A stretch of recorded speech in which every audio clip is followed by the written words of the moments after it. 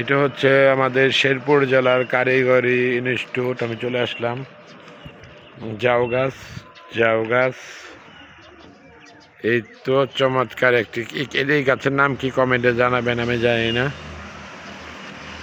Wow, অনেক সুন্দর ফুল garden. Wow wow wow, একদম ঢাকা রোডের সাথে গাড়ি যাচ্ছে।